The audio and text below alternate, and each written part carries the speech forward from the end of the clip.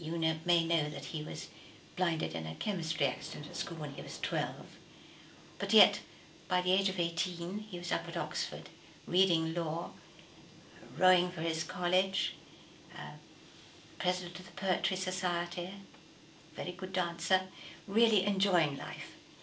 And he always said that his own blindness was nothing more than a confounded nuisance. A nuisance, but nothing more. Then the immediate reason why he started the society was because he was asked by the Colonial Office to go on a 9-month tour of East, West, Central Africa, Cyprus, Aden, and Palestine. And he came back so appalled at the attitude of blindness he discovered everywhere. Blind people are considered a disgrace and a shame to their families and their villages and their communities. So he came back so angry about that, he was determined to do something. And he got onto the Colonial Office and the National Institute for the Blind. Would they support the beginning of a new charity to do something for people in the colonial territories? They said they would, and they would provide a small amount of money.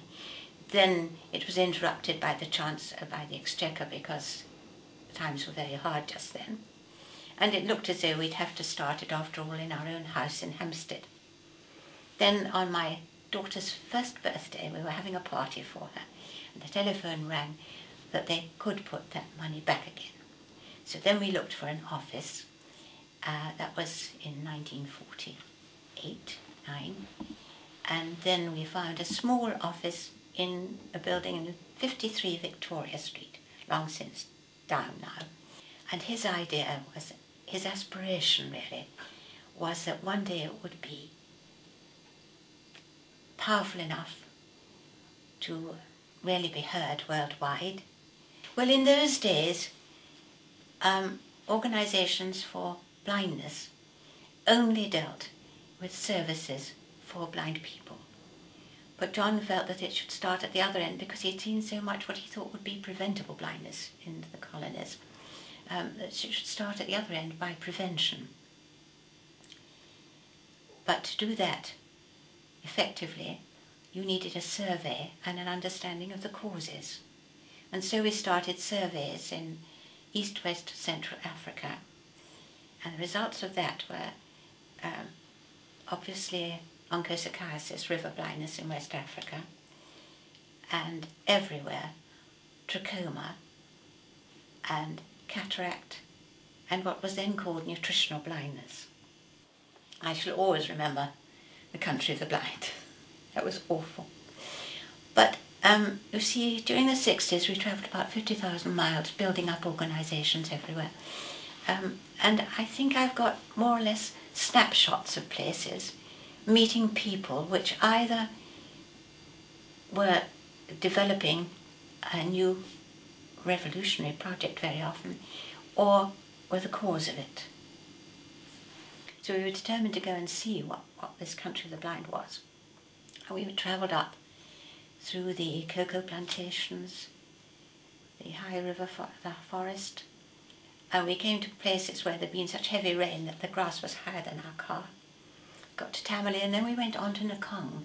Now, if you know Africa, you know that African villages are always sort of a bustle and so much going on. There's noise and there's activity.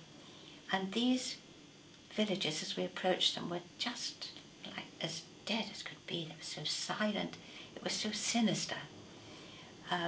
We saw one or two men holding poles and being led by blind children. And we saw hemp ropes where women leading the way for blind women to the wells. And as we got to know these people, we stayed in a mud hut for a few days there. They could understand, of course, that my husband was blind, but they couldn't comprehend why I was in my 20s and I could still see. Because the natural thing was that you started going blind from the age of 12. And they knew it was something to do with the river. And there were in the Sicily River, there were fast-flowing streams. But the clouds of black flies came up, which we learnt later were the Simulium damnosum, rightly named. And these flies were causing this river blindness, onchocerciasis. And I said to John, well, we can't possibly, if we go back and do something about this, I can't pronounce onchocerciasis, I can't spell it, I can't raise funds for it. And it comes from the river, let's call it river blindness, so it's much easier. I think he would be so thrilled. You see, all the time we were working, there was this inexorable rise in the number of blind people worldwide. And then, as you know, just recently, that number has decreased. Now that is fantastic. And he would be absolutely thrilled beyond measure of that. And of course, Sightsavers played a notable part in that decrease. I think he'd see the society as set fair to continue that decrease, to continue enabling blind people to fulfill their complete potential, and to continue to work with the organizations, for instance in Vision 2020, the organizations concerned with the same problems.